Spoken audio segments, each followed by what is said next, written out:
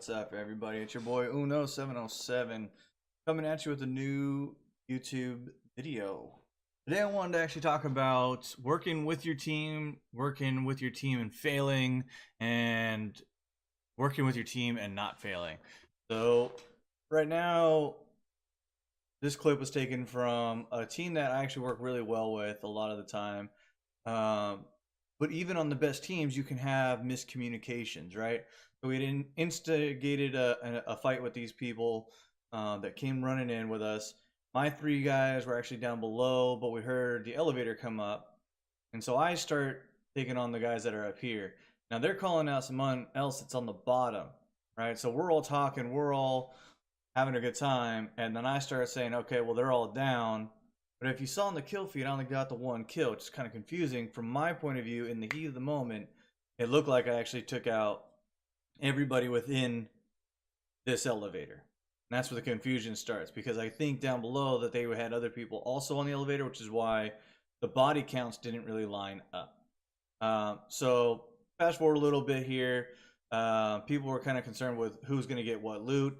For me, I'd rather have the team dynamic stay good. And since, like I said, I wasn't really watching the kill feed, it was really confusing. There was a lot of people involved in that gunfight. I was just going to abstain from the loot, and I went looking for loot for the guns that I had because I was well suited up, and it seemed like some of the guys that actually were involved with some of the kills from below needed better weaponry as well. So I was just going to keep an eye on our backside, and lo and behold, this other squad decides that they want to come in. So that's when I started taking on this fight. Probably a little prematurely, as my other teammates were still actually, if you can see on the map, still back trying to get their stuff sorted out. But anytime you see the blue pushing like that and you're in an advantage, I feel like might as well start taking some shots, get them low, get them unready. However, these guys were crack shots, and as you can see, every time they take a shot at me, I damn near take half my life gone. So in this situation, probably would have been best if I had waited until my team was at least more on the same level as me. Maybe even knew where they were coming in from, just so we could take out this team that's advancing on us, because we're down to the final 12 remaining on the map, 4 of them being us. So these 3 right here is probably one of the last squads remaining. So as we're going to be running around a little bit. There's yet again a lot more confusion because we instigated the fight, but I had to back off. So now I've lost track of where they are. We heard an elevator. I'm not sure if it was this elevator or a different elevator that comes up. So again, the struggle is real at this point as we try and figure out where these guys went. And now the blue is actually against us. So I shoot out the sensor dart, and lo and behold, they're nowhere to be found. So they've actually proceeded through all the construction site, and now they're behind us. Not good, right? So we had the advantage. We were ahead of them. We were ahead of the blue. And now, due to selfish reasons on my own part, they have been able to get a better ground. Even though we have the high ground, they actually have the better ground because when we have to get pushed to them. So we take the high ground out. That was a fun little lag there on the wingsuit opening. My God, my butthole puckered a little bit. I think the wingsuit actually put us ahead of them. I think they were actually still within. We ended up getting pinched at this moment. We're getting call outs, on the other side of the map there, but of course me and my buddy start getting shot from the group behind. Quickly I throw down a guardian so that I can get the revive and keep some distance between us. Honestly, I'm gonna go ahead and tell you, when you're on the run, it's a good idea to have certain things equipped, not necessarily always have your throwable. A lot of people are going to argue that point with me. They always think that having a throwable is going to be your number one go-to while you're on the run. I feel like, especially in the final circle, you never know what's going to happen. If you don't have cover and you have a barricade in your arsenal, that's your cover, right? Like if you have to run through a field and you have a barricade with you, have the barricade ready to go, because at any point in time you throw that down, you have some ground to step on. So here we go. There was a little confusion on the call out on that guy being behind what rock, what tree, whatever not. I rushed in a little too ambitiously.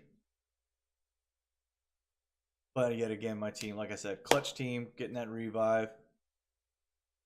And this is where I think we start deciding, okay, we've gone down a lot. We've had a lot of miscommunications. It's 4v4 theoretically right now, because all 4 of us are up, we're just going to go ahead and assume that the other team also has their 4. Seth goes down. Not a good guy to go down. This guy is one of the king of clutch plays that I've had the pleasure of playing with. But we do finally start playing as a team right here. We start calling out, and suppression fire becomes a big deal right now, right? So everyone's going to be focusing their fire on the guy that's going to be taking shots at us. We see this crate. We rotate around, and sure enough, boom, someone pops a barricade, so we know there's somebody over here. Seth, like I said, man, clutched it. Runs around on that guy, ends up being a solo, so now we got a 4v2 situation. We actually see these guys, they're called out over here. As you can see, average moves to do the rotation on the left side. Seth takes the high ground to make sure that he has eyes on. And Go Ring just charging like a beast up the middle, which allows me now to move up as well. So that cover fire, that suppression fire, even if you're in the open, sometimes helps your team because it keeps them pinned down behind a place where other teammates can make their rotation without being seen. Okay, so don't be afraid to stand in the open. Don't be afraid to go down and let your team progress, especially on a 4v2. Okay, 4v2, that means you have twice as many people that can make those advances. So we now know that these guys are behind this tree in the back. Callouts are being made pretty good. Sorry about the audio, by the way, not being involved. Not sure what happened with the settings on that one, and not sure where the audio settings went to this game. Bam! Seth once again knocks one guy down. We got a down player, but we know this guy's back here. So I know I have 3 guys to my right, or 2 guys, sorry, on my right that are actively watching the right side. All I have to do is make sure this guy can't get the rotation around on the left. He gets the revive. We down him. We down the last guy, and it's a victory for the team. So at this point, I'd like to thank you guys for stopping by and checking out the new video. Hopefully you got something out of this, if not just some entertainment and quiet time since there was no audio. Once again, hit that subscribe button, hit that follow button, and I'll hopefully see you on another live stream with audio. Have a good one.